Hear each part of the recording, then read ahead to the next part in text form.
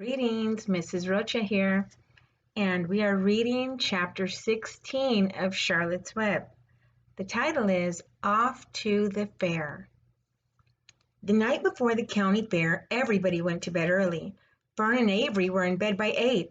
Avery lay dreaming that the Ferris wheel had stopped and that he was in the top car. Fern lay dreaming that she was getting sick in the swings. Lurvy was in bed by 8:30. He lay dreaming that he was throwing baseballs at a sloth cat and winning a genuine Navajo blanket. Mr. and Mrs. Zuckerman were in bed by 9. Let me show you the picture. Mrs. Zuckerman lay dreaming about a deep freeze unit.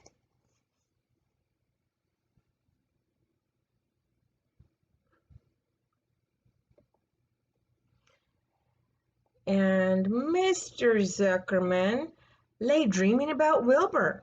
He dreamt that Wilbur had grown until he was 116 feet long and 92 feet high, and that he had won all the prizes at the fair and was covered with blue ribbons and had even had a blue ribbon tied to the end of his tail.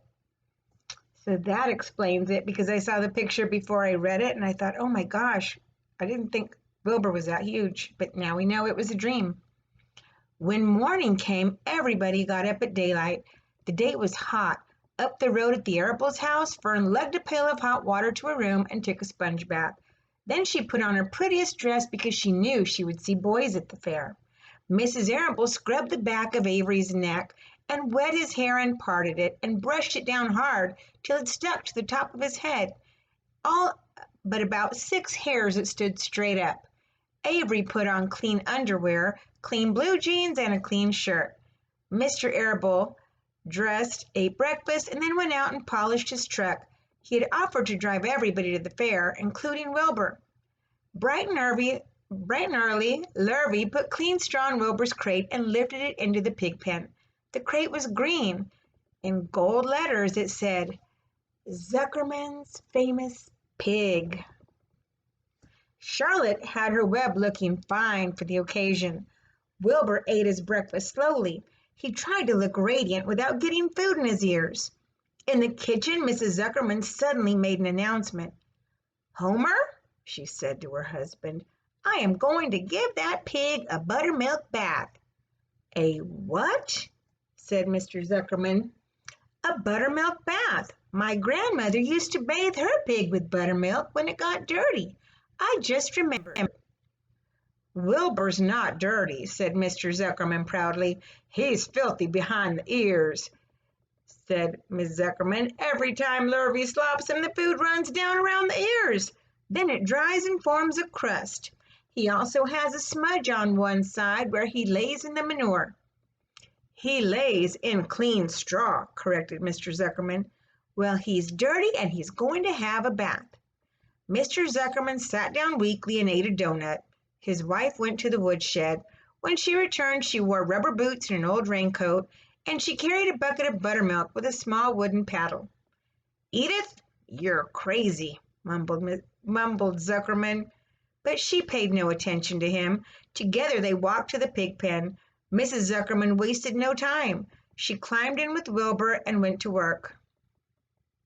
Dipping her paddle in the buttermilk, she rubbed him all over. The geese gathered around to see the fun, and so did the sheep and lambs. Even Templeton poked his head out cautiously to watch Wilbur get a buttermilk bath. Charlotte got so interested, she lowered herself on a drag line so she could see better. Wilbur stood still and closed his eyes. He could feel the buttermilk trickling down his sides. He opened his mouth and some buttermilk ran in. It was delicious. He felt radiant and happy. When Mrs. Zuckerman got through and rubbed him dry, he was the cleanest, prettiest pig you ever saw.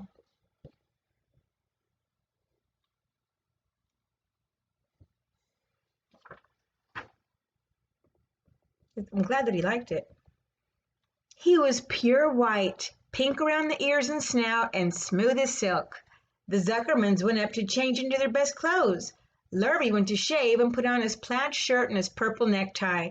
The animals were left to themselves in the barn. The 7 goslings paraded round and round their mother. Please, please, please, take us to the fair, begged a gosling. Then all 7 began teasing to go. Please, please, please, please, please, please. They made quite a racket. Children, snapped the goose, we're saying quietly, iatly at home. Only Wilbur, Elber is going to the fair. Just then Charlotte interrupted. I shall go too, she said softly. I've decided to go with Wilbur. He may need me. He can't tell what may happen. We can't tell what may happen at the fairgrounds. Somebody's got to go along who knows how to write. And I think Templeton better come too. I might need somebody to run errands and do general work. I'm staying right here, grumbled the rat.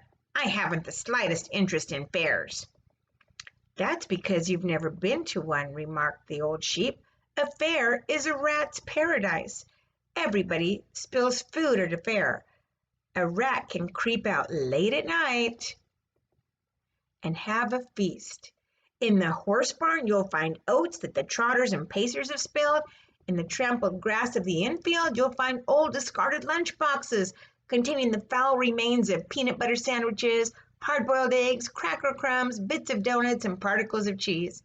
In the hard-packed dirt of the midway, after the glaring lights are out and the people have gone home to bed, you'll find a veritable treasure of popcorn fragments, frozen custard dribblings, candied apples abandoned by tired children, sugar-fluffed crystal salted almonds, popsicles, partially gnawed ice cream cones, and the wooden sticks of lollipops.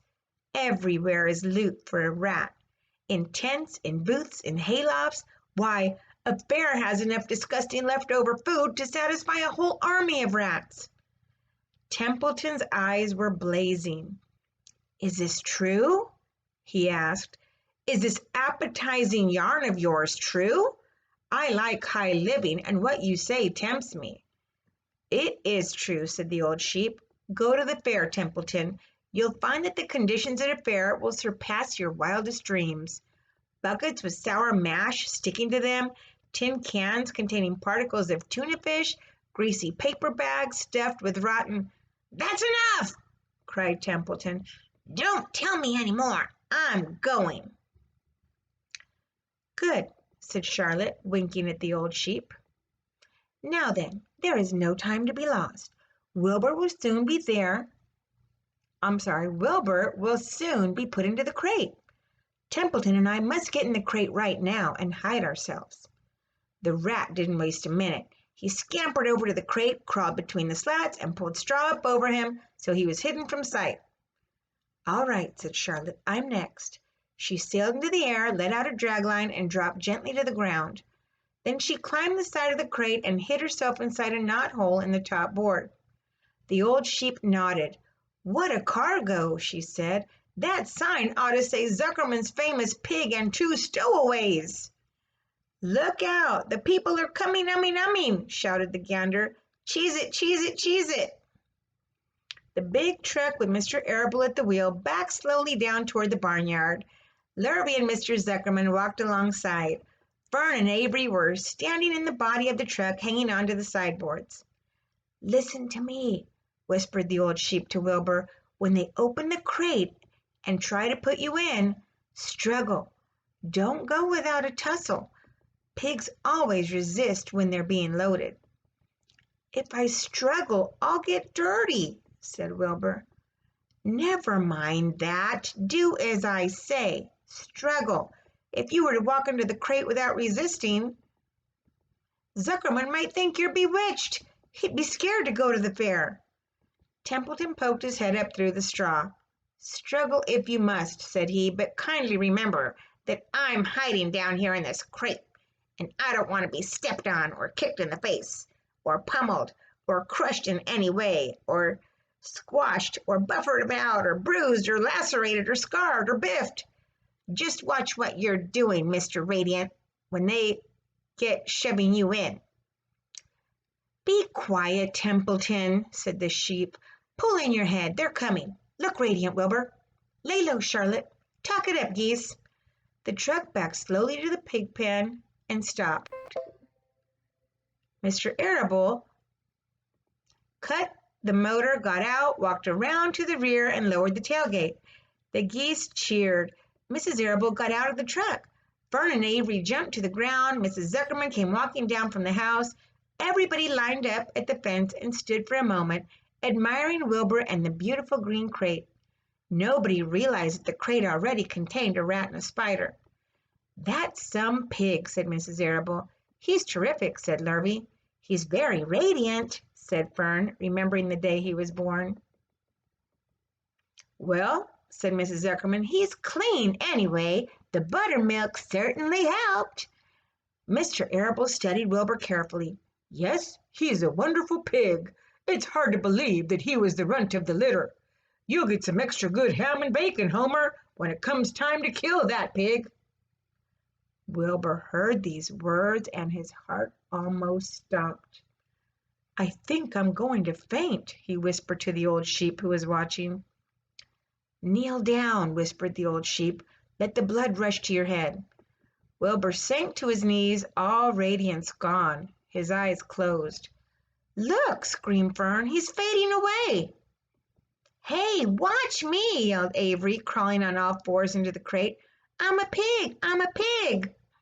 Avery's foot touched Templeton under the straw. "What a mess," thought the rat. "What fantastic creatures boys are. Why did I let myself in for this?" The geese saw Avery in the crate and cheered. "Avery, you get out of that crate this instant," commanded his mother. "What do you think you are?" "I'm a pig!" cried Avery, tossing handfuls of straw into the air. "Oink, oink, oink!" "The truck is rolling away, Papa," said Fern.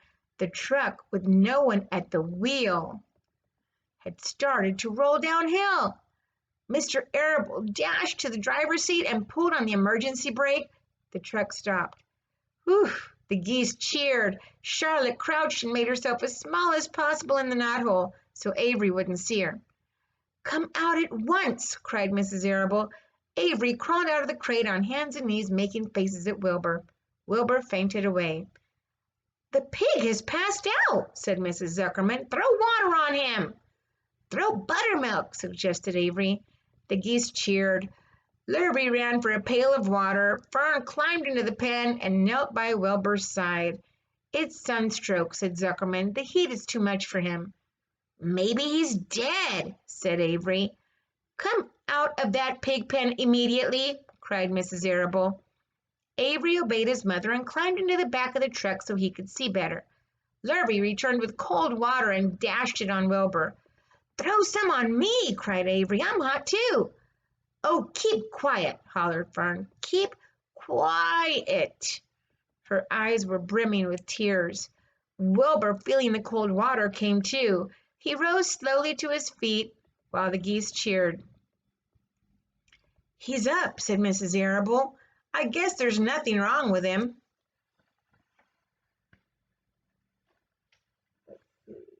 Oh, sorry, I thought I had a picture of that. So there's a picture of Wilbur on the ground and the man throwing a pail of cold water on him. "I'm hungry," said Avery. "I want a candied apple." "Wilbur's all right now," said Fern. "We can start. I want to take a ride in the Ferris wheel." Mr. Zuckerman and Mr. Arable and Lurvy grabbed the pig and pushed him headfirst toward the crate. Wilbur began to struggle. The harder the men pushed, the harder he held back. Avery jumped down and joined the men. Wilbur kicked and thrashed and grunted. "Nothing wrong with this pig," said Mr. Zuckerman cheerfully, pressing his knee against Wilbur's behind. "All together now, boys. Shove!" With a final heave, they jammed him into the crate. The geese cheered. Lurvy nailed some boards across the end so Wilbur couldn't back out. Then, using all their strength, the men picked up the crate and heaved it aboard the truck. They didn't know that under the straw was a rat, and inside a knothole was a big gray spider. They saw only a pig. "Everybody in," called Mr. Arable. He started the motor. The ladies climbed in beside him. Mr. Zuckerman, Lurvy, and Fern and Avery rode him back, hanging onto the sideboards. The truck began to move ahead. The geese cheered. The children answered their cheer, and away went everybody to the fair. The end. So it's getting good. It's going to be fair day. So wonder what that's going to be like. I don't think I've been to that kind of fair before.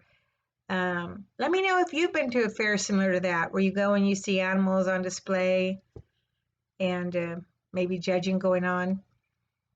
Well, stay safe and enjoyed being here with you. Thanks for joining me.